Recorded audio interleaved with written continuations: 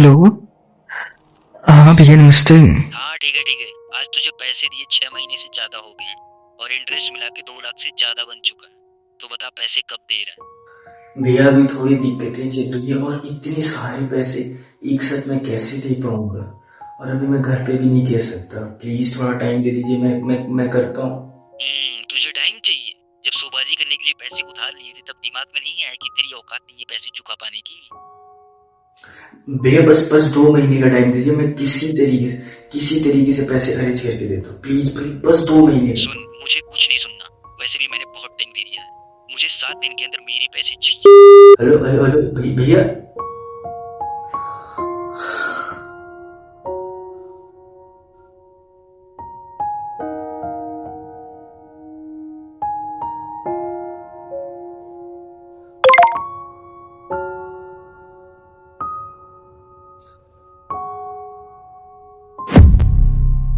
ये कहानी सिर्फ अंकित की नहीं है, ये कहानी हर उस इंसान की है जो सोसाइटी में स्टेटस दिखाने के लिए, लोगों को इम्प्रेस करने के लिए या शो ऑफ दिखाने के लिए झूठे अमीरी का मुखौटा लिए घूम रहा है। चलिए फिर समझते हैं शुरू से।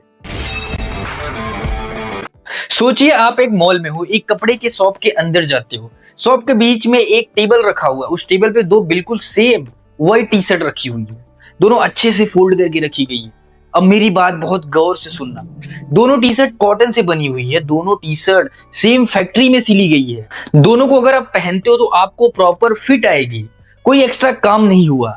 अब फर्क सुनो, एक टी शर्ट पे एक लोकल ब्रांड का लोगो बना हुआ है जिसकी प्राइस है 399 रुपए, और वहीं दूसरी टी शर्ट पे एक ब्रांडेड कंपनी का लोगो बना हुआ है और उसकी प्राइस है 2999 रुपए। एक बार फिर से सुनो, 2999 रुपए बस एक टी शर्ट का। अब लॉजिकली सोचो, स्कूल में इकोनॉमिक सब्जेक्ट में हमें क्या सिखाया गया था? अगर कोई चीज महंगी होती है तो लोग उसे कम खरीदते हैं और अगर सस्ती होती है तो लोग उसे ज्यादा खरीदते हैं। इसको बोलते हैं लॉ ऑफ डिमांड। सिंपल सा लॉजिक है। एक स्मार्ट इंसान क्या करेगा? 399 वाली टी शर्ट खरीद लेगा और 2999 वाली टी शर्ट पे हंसेगा। पर रियल लाइफ में ऐसा होता ही नहीं। रियलिटी बिल्कुल उल्टा है। 2999 वाली टी शर्ट कुछ घंटों में ही सोल्ड आउट हो जाती है। इस ब्रांड के टी शर्ट को खरीदने के लिए लोग लंबी लाइनों में लगे रहते हैं, बस इसलिए ताकि वो अपने रेंट का पैसा एक टी शर्ट पे उड़ा सके। अब सबसे अजीब बात सुनो, अगर ब्रांड उसी टी शर्ट को 500 में बेचना शुरू कर दे तो कोई नहीं खरीदेगा। डिमांड इसलिए क्योंकि प्राइस बेवकूफों वाली ज्यादा है। ये कोई कोइंसिडेंस नहीं है, ये कोई फैशन का चक्कर नहीं है, ये ह्यूमन दिमाग का ग्लिच है। और ये ग्लिच इंडिया में करोड़ों लोगों को फाइनेंशियली पीछे रखता है। ये ग्लिच है वेबलेन पैराडॉक्स। मेरी ये बात ध्यान से सुनो। अगर आपने कभी ईएमआई पे फोन लिया हो, सैलरी आते ही ब्रांडेड कपड़े खरीदे हो, सोसाइटी में स्टेटस दिखाने के लिए खर्चे किए हो, तो ये वीडियो आपको बहुत अनकंफर्टेबल करने वाली है और यही इसका काम है। आज हम बात करेंगे कि हम पैसे क्यों दिखाना चाहते हैं जब पैसे होते ही नहीं, और सबसे इंपॉर्टेंट, सच में अमीर बनना है तो अमीर दिखना क्यों बंद करना पड़ेगा। इसको समझने के लिए हमें 127 साल पीछे जाना पड़ेगा। 1899 यानी 1899 में उस टाइम एक अजीब सा इकोनॉमिस्ट था, उसका नाम था थॉरस्टीन वेबलेन। उसको अमीर लोग बिल्कुल पसंद नहीं थे, पर आयरनी ये है उसने ही अमीर लोगों का पूरा बिहेवियर एक्सप्लेन कर दिया। उस टाइम के इकोनॉमिस्ट सोचते थे इंसान सिर्फ यूजफुल चीजें खरीदता है, जैकेट ठंड के लिए, कार ऑफिस जाने के लिए। पर वेबलेन ने कुछ और देखा। लोग ऐसे चम्मच खरीद रहे थे जो इतने हैवी थे कि उनसे खाना मुश्किल था। लोग ऐसे कपड़े पहन रहे थे जिसमें सांस लेना मुश्किल था। इसको उसने नाम दिया कॉन्स्पिकियस कंजप्शन। सिंपल मतलब ये है कि मैं इतना अमीर हूं कि पैसे बर्बाद करके भी मैं सेफ हूं। सोचो, एक घड़ी 1000 वाली कैसियो टाइम परफेक्ट बताती है और वही एक घड़ी 8 से 10 लाख वाली रोलेक्स टाइम, दोनों घड़ी सेम बताती है। पर इस महंगी घड़ी का मैसेज क्या है? मैं इतना रिच हूं कि मैं पैसा जला सकता हूं। यही एक इंपॉर्टेंट बात समझो। नॉर्मल मार्केट में प्राइस एक पेन होता है और लग्जरी मार्केट में प्राइस ही प्रोडक्ट होता है। अब अगर कल रोलेक्स आकर ये बोले कि मैं अपनी सारी घड़ियां 5000 में बेचूंगा, तो धीरे धीरे ये रोलेक्स खत्म हो जाएगा, क्योंकि जैसे ये रोलेक्स की घड़ी सबके लिए खरीदने लायक हो जाएगा, इसका स्टेटस ही खत्म हो जाएगा। वैल्यू मशीन में नहीं होती है, वैल्यू इसमें होती है कि किस किस के पास ये प्रोडक्ट या ये घड़ी नहीं है। अब ट्रेजेडी सुनो, रियल अमीर लोग ये सारी चीजें एक्स्ट्रा पैसों से खरीदते हैं और मिडिल क्लास क्या करता है? कॉपी। इसको बोलते हैं स्टेटस इमिटेशन। आप लग्जरी कार लेते हो ईएमआई पे, डिजाइनर बैग लेते हो क्रेडिट कार्ड पर, इसलिए नहीं क्योंकि आप अफोर्ड कर सकते हैं, बल्कि इसलिए कि आपको इस चीज को लोगों को दिखाना है।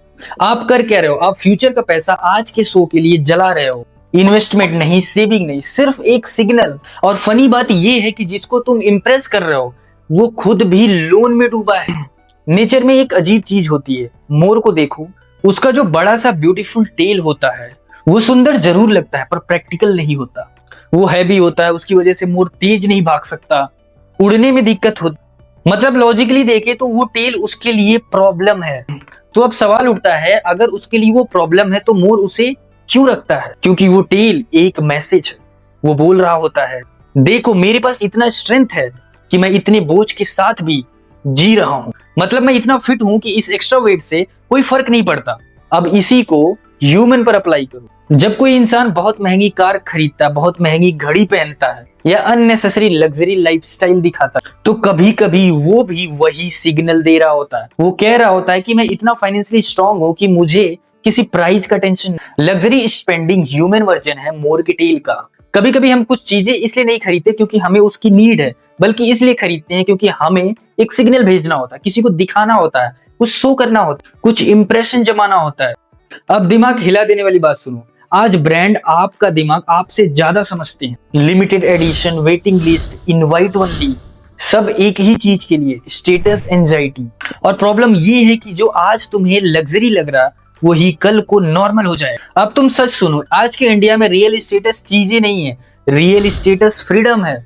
10 साल पुरानी ऑल्टो चलाने वाला जिसके पास करोड़ों इन्वेस्टेड है, वो ज्यादा पावरफुल है उस बंदे से जो फॉर्च्यूनर में बैठा 2 ईएमआई दूर है कोलैप्स होने से। अगली बार जब भी महंगी चीजें खरीदने का मन करे, मेरे इस वीडियो को याद कर लेना और एक बार रुकना और खुद से ये सवाल पूछना, अगर मुझे कोई देख नहीं रहा होता तो क्या मैं ये चीज खरीदता? और अगर जवाब नहीं मिल रहा है तो आप चीजें नहीं सिग्नल खरीद रहे हैं। सबसे स्ट्रॉन्ग सिग्नल घड़ी नहीं होता, कार नहीं होता, सबसे स्ट्रॉन्ग सिग्नल होता है शांत नींद और टेंशन फ्री दिमाग। अभी सुबह के 5 बजने वाले हैं और मैं ये वीडियो शूट कर रहा हूँ। अगर इस वीडियो ने आपकी सोच हिलाई हो, थोड़ा भी कुछ सीखने को मिला हो, तो चैनल को सब्सक्राइब कर लेना और वीडियो को लाइक कर देना और इस वीडियो को अपने दोस्तों में ज्यादा से ज्यादा शेयर करिए। धन्यवाद, मिलते हैं एक नई वीडियो के साथ।